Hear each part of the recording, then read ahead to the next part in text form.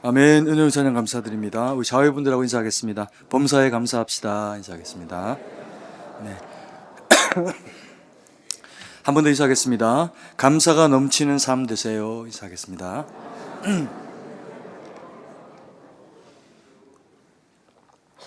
오늘은 추수감사주일로 하나님 앞에 예배를 올려드립니다. 우리의 범사에 하나님이 늘 함께 하셨고 지금 이 순간에 이르기까지 우리의 먹고 마시고 또 앉고 일어섬에 그 모든 과정 가운데 하나님이 함께 하셨다는 것을 믿음으로 고백하며 하나님 앞에 감사로 올려드린 예배가 추수감사주일입니다. 우리가 이 감사를 하나님 앞에 생각을 할 때 성경은 범사에 감사하라 라고 그렇게 이야기를 하고 있습니다. 그래서 어떤 상황, 조건이 갖추어지면 그것에 대해서 감사하는 그런 그 반응을 하는 것이 아니라 우리가 살아가는 그 모든 삶의 환경 가운데 어떤 조건, 어떤 시간들이 우리에게 주어지든 우리가 하나님 앞에서 마땅히 보여야 될 태도는 감사라는 겁니다. 그래서 피조의 세계가, 피조의 대상이 우리를 지으신 하나님 앞에 마땅히 감사하는 마음을 가지고 나아가며 섬기게 될 때 하나님이 우리를 더 기뻐하시고 또 즐겁게 우리와 동행을 하신다는 거죠. 그래서 이 감사주일은 우리에게 너무나도 의미 있고 기쁜 그런 그 예배의 순간입니다. 근데 때로 살아가다 보면은 우리의 그 입술 가운데서 감사가 사라지는 때가 있죠. 그때가 언제냐면 욥이 당하고 있는 것처럼 고난이라고 하는 그 힘겹고 아픈 현실이 찾아오게 될 때입니다. 그러면 우리 마음 가운데 의식적으로는 범사에 감사하고 싶은 마음이 있다고 하더라도 당장 감사할 수만은 없는 그런 그 조건들이 우리의 그 삶을 짓눌러 올 때 그 무게에 눌려서 우리는 감사를 잠깐 잊어버리기도 한다는 겁니다.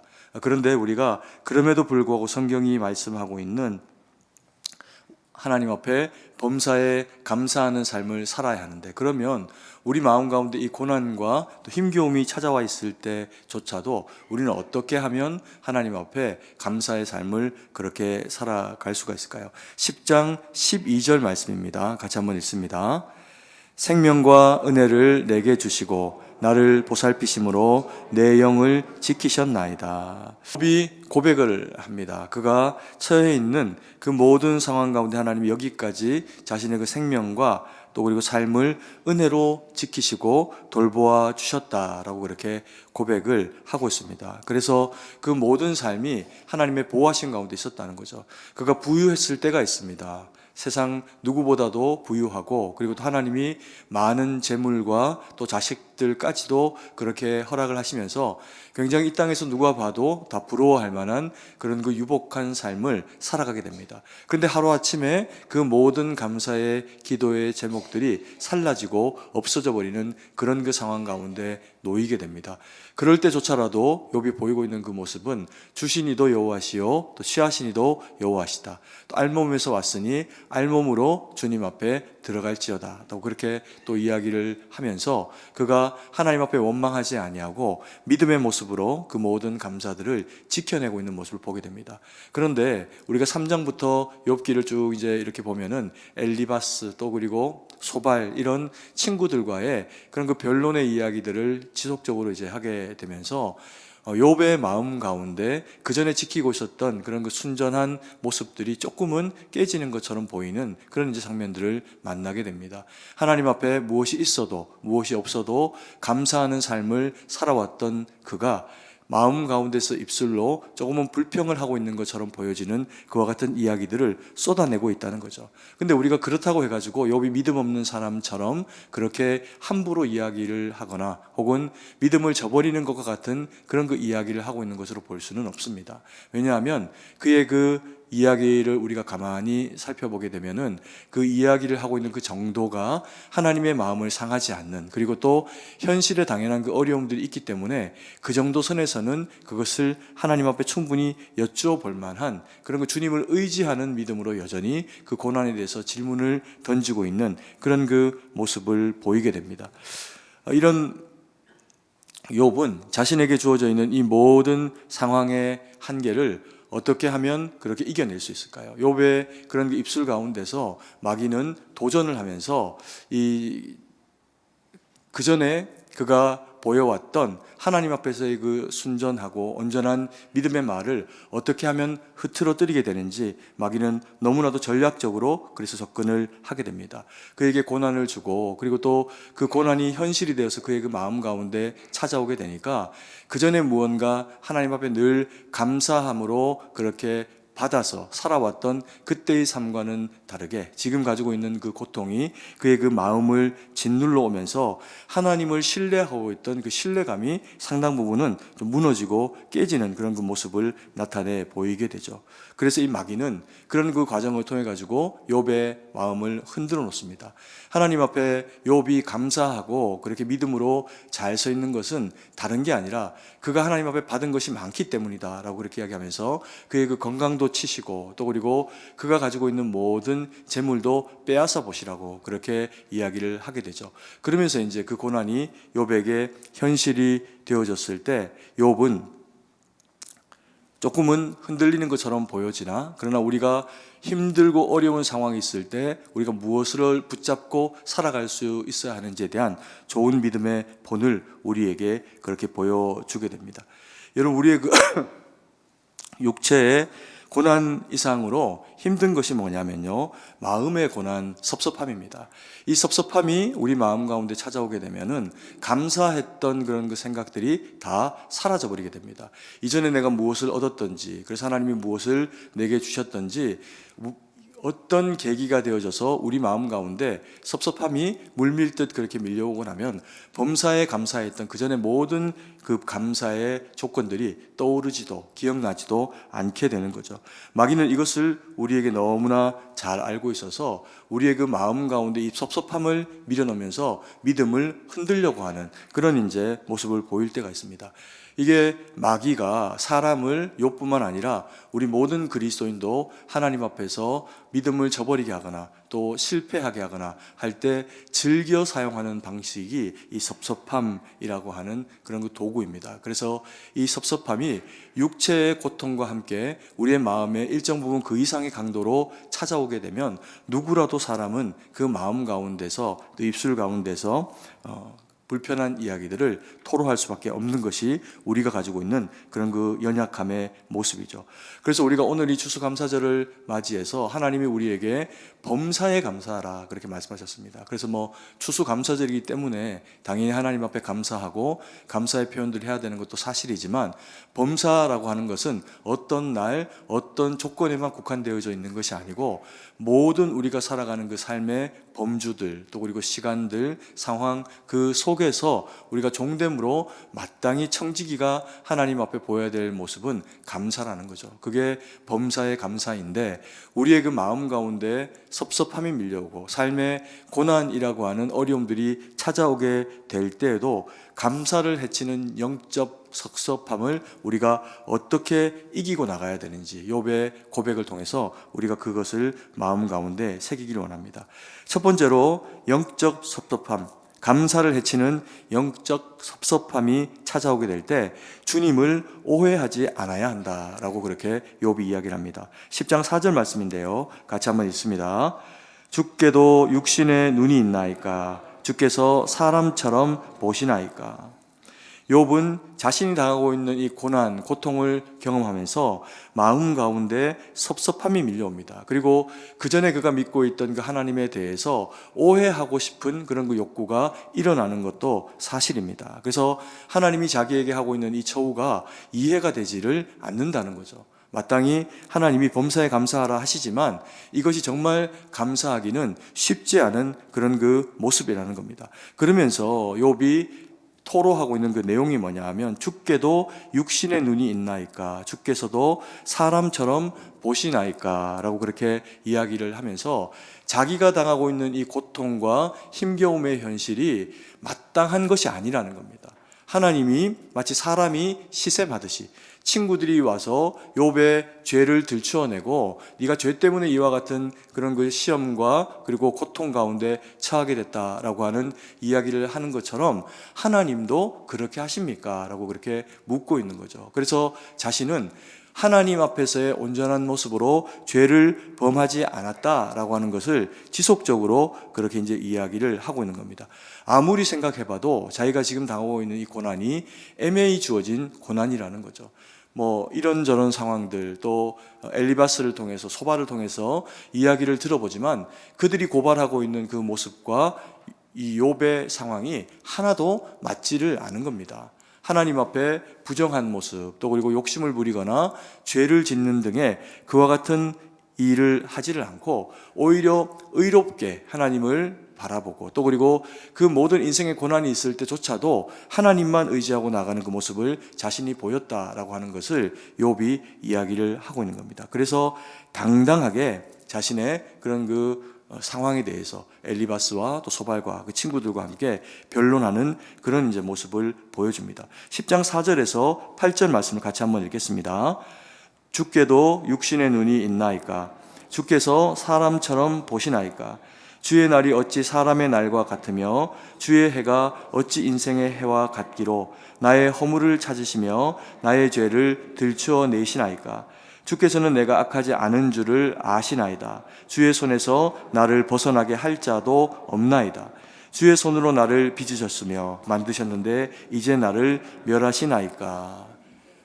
욥이 자기에게 주어져 있는 이 고난에 대해서 이해할 수 없다라고 하는 표현을 합니다. 그러나 그 이해할 수 없는 처우가 자신에게 이루어진 것에 대해서 하나님을 원망하거나 왜 내게 이렇게 악하게 하십니까? 라고 하면서 하나님 앞에 모반하는 것과 같은 그런 그 모습을 보이지는 않고 있는 거죠. 그래서 육신의 눈이라고 하는 사람이 또 다른 사람들을 바라볼 때 허물을 찾으려고 하고, 또 그리고 자기보다 더 의로운 사람이 있을 때 그 사람에게서 무엇이라도 그런 어떤 빌미를 찾아가지고 넘어뜨리려고 하는 마음들이 사람에게는 있을 수가 있다는 겁니다. 그런데 하나님도 그러시냐라고 그렇게 반론을 제기하는 거죠. 이것은 자신이 하나님 앞에서 그와 같이 믿음으로 바로 서 있는 모습을 보였다라고 하는 그 확신에 대한 이야기입니다. 그래서 자신의 허물을 하나님이 아무리 찾으려고 해도, 내가 나를 돌아봐도 그런 그 허물이 내게 있지 않다라고 하는 것을 고백을 하고 있죠. 근데 우리가 이 본문의 말씀에서 중요하게 바라봐야 될 관점이 있습니다. 욥이 친구들과 변론을 합니다. 4장부터 이제 엘리바스가 이야기를 하고 또 소발이 이야기를 하고 하면서 마음이 많이 상합니다. 왜냐하면 자기에게 적합한 이야기가 아닌 그야말로 모함에 해당하는 것과 같은 죄를 짓지 않았는데 네가 악하다라고 이야기를 하니 마음이 많이 상하게 된 겁니다. 그런데 이 욥이 보여주고 있는 모습에 믿음에 바로 서 있다라고 하는 것을 우리가 알게 하는, 욥이 참 귀한 분이다라고 하는 것을 알게 하는 대목이 뭐냐면, 오늘 우리가 읽은 이 10장 말씀과 그리고 또 9장 중반 정도의 그런 그 이야기들을 보면은 욥이 엘리바스와 이야기를 하고 소발과 이야기를 하면서 자신의 정당함에 대해서 변론하던 그 이야기를 9장에 넘어오면 멈추게 됩니다. 이들과 더 이상 이야기를 하지 않고 지금 오늘 우리가 10장에 해당하는 이 말씀처럼 9장 하반절부터 이 얘기를 하나님 앞에 올려드리는 이야기로 이야기의 대상을 바꾼 겁니다. 이게 정말 놀라운 건데요. 왜 그러냐면 우리의 어떤 삶에도 고난이 있을 수 있지만 삶의 고난이 현실로 다가올 때 우리의 마음 가운데 찾아오는 고난이 섭섭함이다라고 그렇게 이야기했습니다. 그래서 이 섭섭함이라고 하는 것이 우리에게 밀려오면 우리는 우리를 섭섭하게 만든 대상과 이야기하고 싶은 생각이 1도 없어집니다. 마음에 막 불평이 생기고, 믿음이 너무 좋은 분도 만약에 욥과 같은 애매한 고난을 당하는 어떤 상황 가운데 처해진다고 하면 그래도 하나님 앞에 기도하는 그런 그 모습을 보이기는 쉽지가 않을 겁니다. 그만큼 욥이 자기에게 주어져 있는 이 모든 상황에 대한 이해를 하나님 앞에서 하고 있다는 거죠. 여러분, 우리가 누군가와 싸웠습니다. 그리고 섭섭한 일이 있어가지고 그 사람을 이제 내가 더 이상 안 보고 싶다라는 그런 그 마음이 우리 마음 가운데 그 섭섭함으로 찾아오게 되면 우리에게는 어떤 현상이 나타날 수가 있을까요? 그 사람이 내게 인사해도 받고 싶은 마음이 없고, 고개를 돌리고 싶고, 내지는 전화가 와도 그게 반복적으로 계속해서 내가 안 받고 싶으면 수신 거부를 걸어놓는 경우들도 있을 수가 있습니다. 그런데 욥이 지금 보이고 있는 모습은요, 그런 모습이 아닙니다. 내가 지금 이 당하고 있는 고난이 애매하다는 거죠. 내가 아무런 잘못이 없이 이런 어떤 그 고난을 당하고 있는데, 이 고난의 주체가 되시는 하나님 앞에 섭섭함이 있다고 하더라도 이 모든 문제를 누구에게 가지고 나갑니까? 하나님께로 가지고 나갑니다. 그래서 내 모든 인생의 문제를 하나님, 이와 같은 상황 가운데 있습니다. 내가 주님께로 너무 섭섭합니다. 하나님, 어떻게 하나님께서 사람의 눈을 가지고 계십니까? 육신의 눈을 가지고 계십니까? 이렇게 이제 하나님 앞에 묻고 있는 겁니다. 그래서 우리가 이 본문이 우리에게 주는 이 중요한 영적인 교훈이 뭐냐 하면, 우리가 힘들고 어려운 상황들을 맞이하게 돼서 때로는 너무 힘들면요, 기도하고 싶은 생각이 들지 않을 때도 있습니다.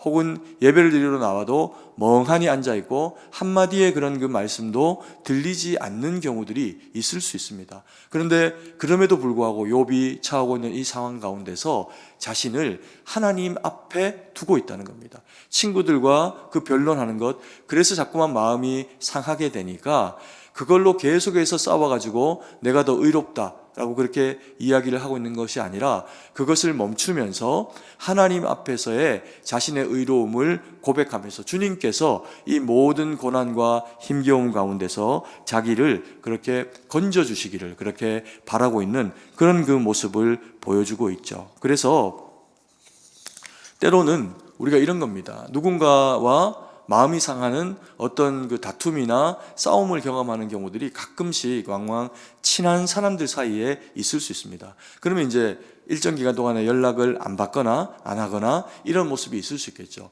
그럼에도 불구하고 그 관계를 빨리 해결하는 방식은요, 부딪히는 겁니다.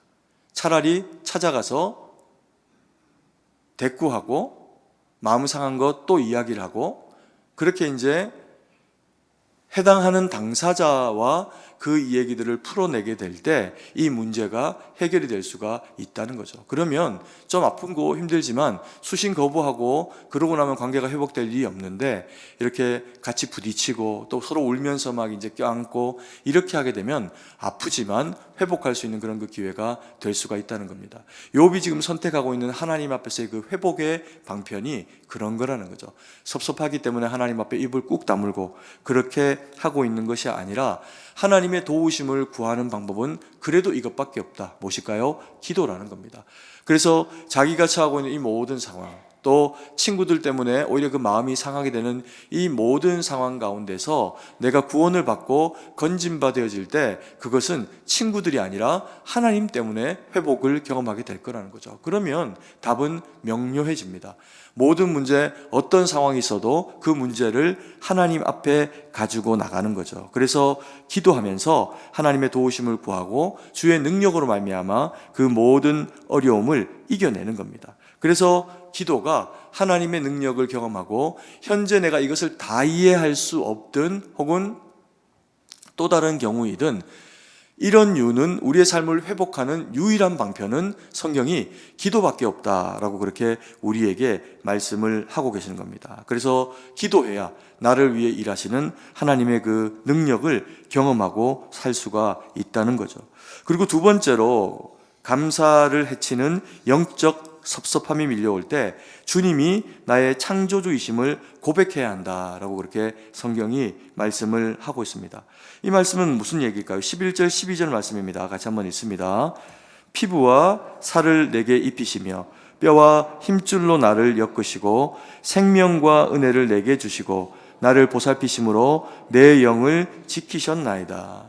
이 장면에 대한 이 말씀을 머릿속에 우리가 그림처럼 떠올려 보면, 창세기 때 하나님이 세상을 지으시고 그리고 또 마지막에 인생 우리를 지으시면서 흙으로 빚어 거기에 생기를 불어넣으심으로 우리가 생명이 되게 하신 하나님의 그 일하심을 떠올리게 만들어주는 그런 그 내용입니다. 그래서 하나님께서 우리의 창조주가 되셔서 우리를 있게 하셨다는 거죠. 지금 껍질이 다 벗겨지고 그리고 또 너무나도 비참하고 힘든 삶을 살아가고 있으나 내게 무엇이 있을 때, 내가 건강할 때에도 하나님은 창조의 하나님으로 나와 함께 하셨다는 겁니다. 그래서 내게 허락하신 모든 것이 다 주님이 내게 주셔서 있는 것이라는 거죠.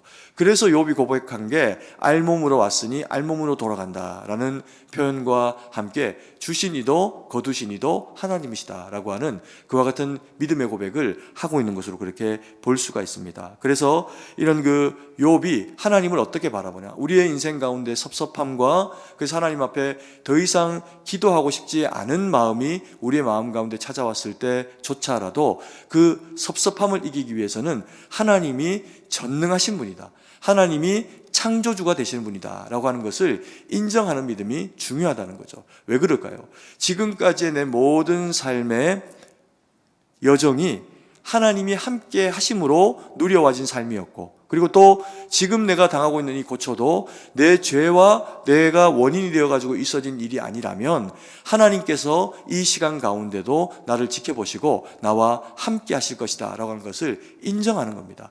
이 인정하는 믿음이 창조주인 것과 무슨 상관일까요? 내 삶을 지금까지 창조하시고 경영해 오신 하나님의 그 놀라운 손길이 지금도 피부가 다 상하고 삶이 완전히 망가진 욥의 지금의 현재 이 고난과 고통 가운데도 하나님이 여전히 함께 하실 수 있다는 겁니다. 그러면 하나님의 또 다른 기회가 욥에게 우리에게 있어지게 될 때 이 고난이 화가 복으로 바뀌어지는 그 작업을 하나님이 하신다는 거죠. 그것에 대한 명확한 믿음을 가지고 욥이 생명과 은혜를 주신 분, 그리고 피부와 살을 입히시며 뼈와 힘줄로 나를 창조하신 분입니다 라고 하는 고백을 그렇게 하고 있는 거죠. 그래서 우리 믿음의 사람은 하나님께서 생명과 회복을 우리에게 허락하심으로 말미암아 하나님 앞에서 세상을 살아가는 대상들입니다. 하나님은 전능하신 분인데요, 이 창조주의 전능하심은 다른 것을 위해서 가지신 것이 아니라 그의 그 사랑하시는 자녀 우리를 위해서 일하시기 위해서 가진 능력이 무엇이다? 전능하심이라는 겁니다. 그래서 때로는 우리가 힘겹고 어려운 상황 가운데 있을 때 기도하면 하나님이 우리의 창조주로 함께 하시면서 우리의 삶에 개입하시고 우리의 그 모든 현장의 어려움 가운데 역사하시는 하나님으로 우리 가운데 일하신다는 거죠. 그래서 생명도 회복도 주님 앞에서 우리에게 있어진다는 겁니다. 그래서 이 창조가 개인에게 굉장히 중요하다는 겁니다. 이 창조는 다른 것이 아니고 나를 위해 일하시는 하나님을 만나는 통로이기 때문에 그렇습니다. 그런데요, 하나님만 창조를 하시는 게 아니라 마귀도 놀랍게 창조를 합니다. 마귀는 어떤 창조를 할까요? 하나님이 절대로 하시지 않는 창조를 합니다. 그 창조가 뭐냐 하면 하나님께는 없는 것, 오해와 섭섭함과 고통과 고난과 죽음이라고 하는 이 두려움을 마귀는 창조합니다. 그러면서 우리가 선한 믿음으로 하나님 앞에 바로 서야 되는데 이 고통과 고난이 마음 가운데 밀려오게 될 때 섭섭함이 주인 자리를 바꾸게 하면서 우리로 하여금 믿음에서 멀어지게 하는 그런 그 일들이 있다는 겁니다. 여러분, 이 마귀는 우리를 너무 잘 알고 있습니다. 주님이 우리를 너무 잘 알고 있는 것처럼 마귀도 너무 우리를 잘 알고 있습니다. 어떻게 하면 무언가 하나 쿡 찌르면 우리가 어떻게 넘어지는지를 너무 잘 알고 있는 거죠. 어떤 사람은 관계에 취약합니다. 그래서 사춘기 아이들은 친구들이 자기를 향해서 하는 그 비난 한마디를 들으면요, 인생이 완전히 무너지는 것 같은 경험을 하기도 합니다. 또 어떤 사람은요, 명예와 부에 대해서 취약합니다.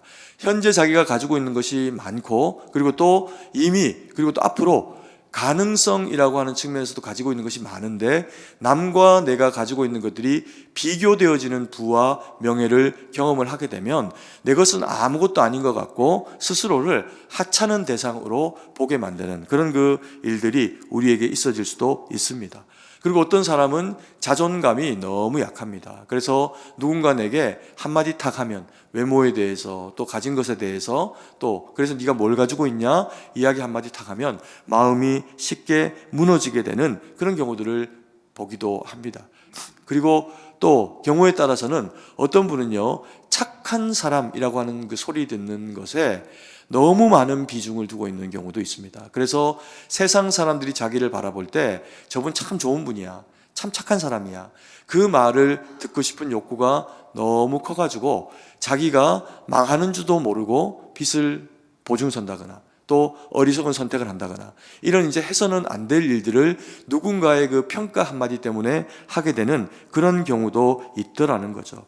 그래서 마귀는 어떻게 하든 어떻게 하면 우리를 넘어뜨릴 수 있는지를 너무 잘 알고 있다는 겁니다. 그래서 우리가 마땅히 하나님 앞에서 바라봐야 될 것은 우리의 상황이 어렵고 욥이 지금 당장에 힘들고 어려운 상황을 가지고 있지만 이게 결론이 아니라는 겁니다. 욥이 바라보고 있는 관점 뭐냐 하면 현재 내가 당하고 있는 이 모든 고난 가운데 하나님께서 함께 하셔서 얼마든지 다시 감사의 제목으로 바꾸어 줄 수 있는 분이 주님 아니십니까? 그렇게 믿음으로 그렇게 고백을 하고 있는 거죠.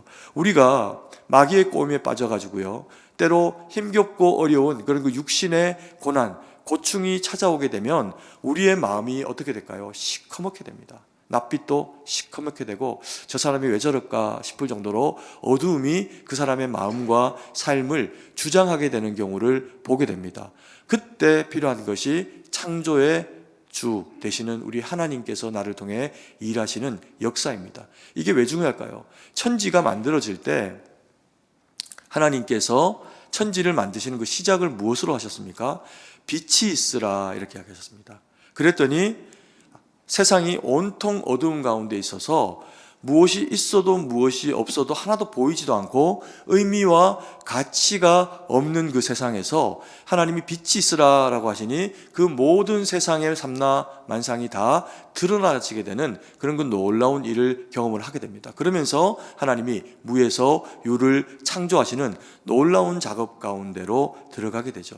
그리고 때로 우리가 이 세상만 그런 게 아니라 우리의 혼탁하고 어지러운 이 어두운 심상, 마음을 만나게 될 때요, 우리는 그 강도가 너무 세면 과연 내 삶이 회복될 수 있을까라고 하는 의구심을 가지게 되는 것이 사실입니다. 그런데 성경이 뭐라고 이야기합니까?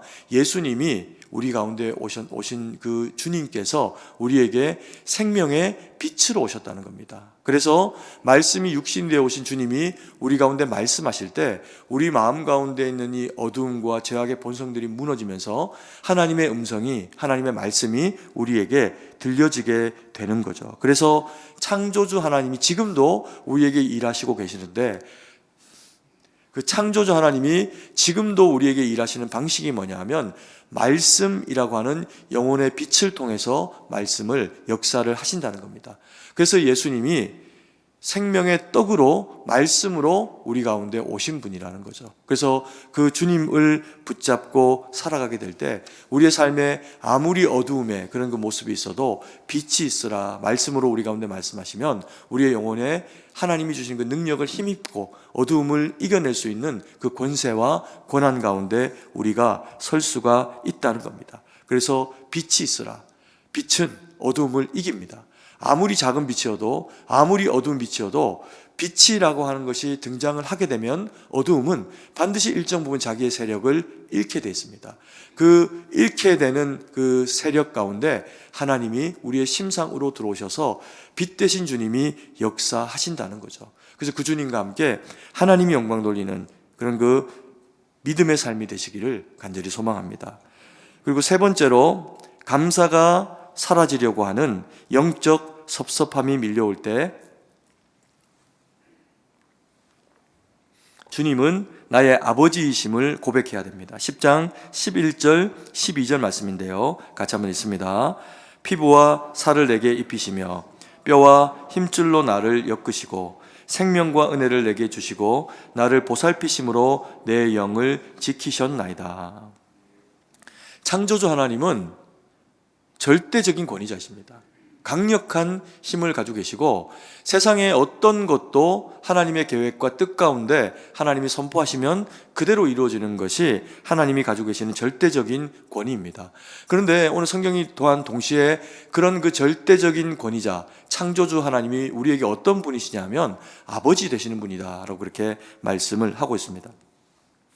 피부와 살을 내게 입히시고 뼈와 힘줄로 나를 엮으셨다는 거죠. 이 일은 우리가 세상 가운데 태어나게 될 때 모태에서 이루어지는 일입니다. 하나님이 우리를 작정하시고 세상 가운데 있어지게 만들 때 우리의 부모님의 그런 그 몸을 통해서 이 일들이 이루어지는 거죠. 그리고 생명과 은혜를 내게 주시고 나를 보살피심으로 내 영을 지키시는 분이다. 이렇게 말씀을 하고 있습니다.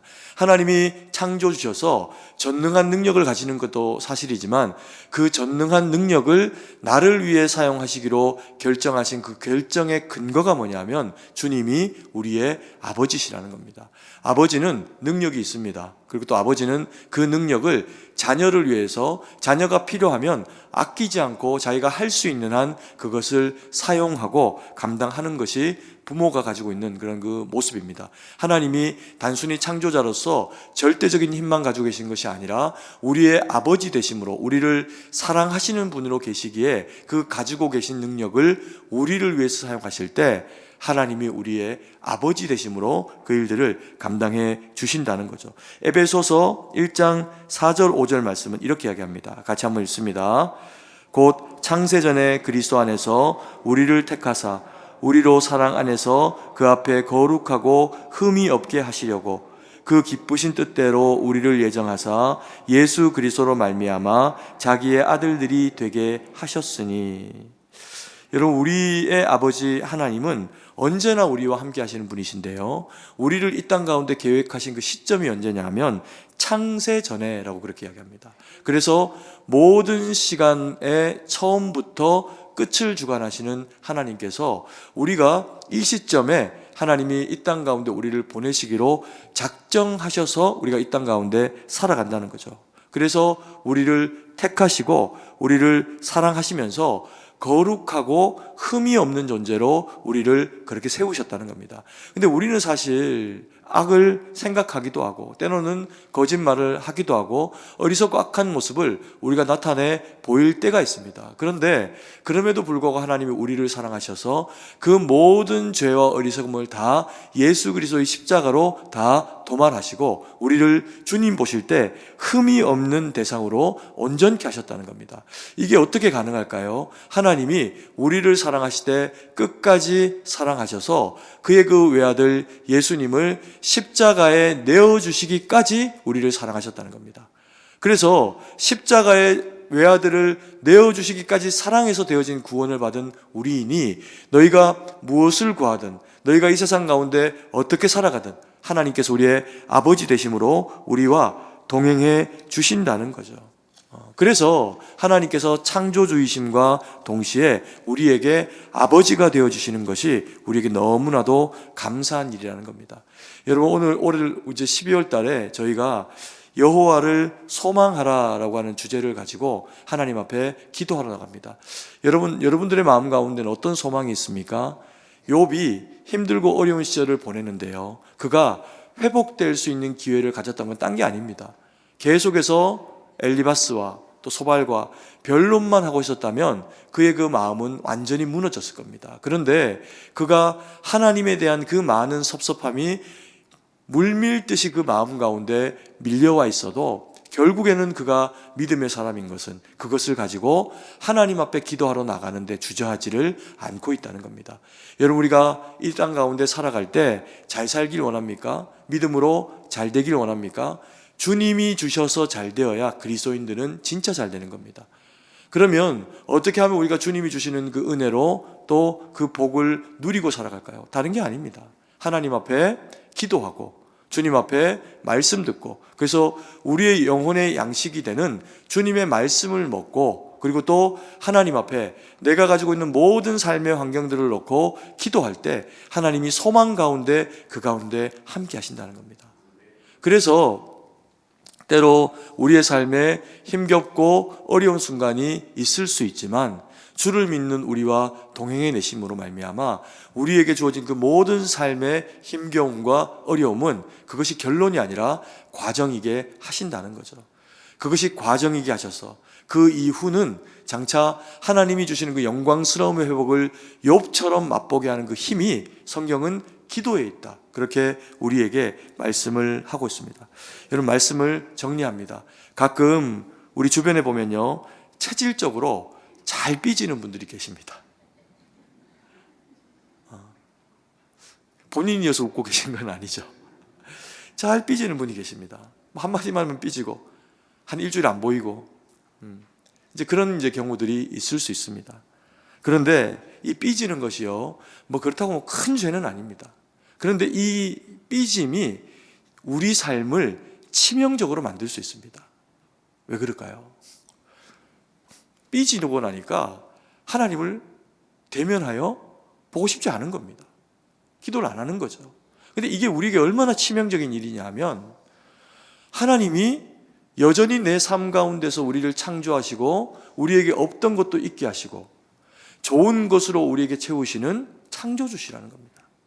그래서 하나님 앞에 기도하면 없던 것들이 되게 하십니다. 아멘이십니까? 안 믿으세요? 그리고 그 창조이신 뿐만 아니라 아버지시라는 겁니다. 우리를 사랑하시기에 그 모든 능력을 우리를 위해서 사용하시기에 하나님은 그 마음이 결정되어 계신 분이라는 거죠.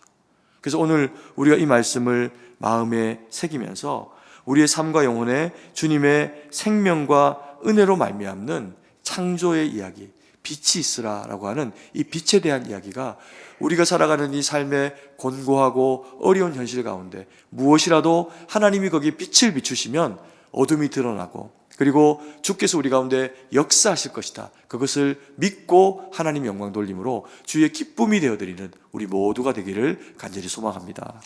기도드리겠습니다. 사랑의 아버지 하나님, 은혜와 사랑을 감사드립니다. 생명의 말씀으로 우리를 채우시고 이 추수감사절에 아버지 하나님 범사의 감사를 우리에게 욥을 통해 요구하시면서 무엇이 있을 때도 감사요 무엇이 없을 때도 감사인 것은 이 세상은 있고 없음이 언제나 있을 수 있는 세상임을 우리로 알게 하시되, 다만 우리의 있음이 주님께로 말미암아 되어지는 것 되게 하셔서 하나님 앞에서 겸손하게 주의 주신 복으로 살아가는 우리 모두가 될 수 있도록 은혜를 베풀어 주시옵소서. 아버지 하나님, 병든 지체들이 있습니까? 주님 낫게 하시고, 가난한 자 있습니까? 욥의 회복처럼 회복을 경험하게 하셔서 아버지 하나님, 어떤 문제여도 관계이든 또 자존심에 대한 부분이든 어떤 것이든 하나님이 채우시는 그 은혜로 충만하게 하셔서 주님 영광 돌리는 우리 모두의 삶이 될 수 있도록 함께하여 주시옵소서. 주님께 모든 것을 의지하고 감사드리며 살아계신 주 예수님 이름으로 기도드립니다. 아멘.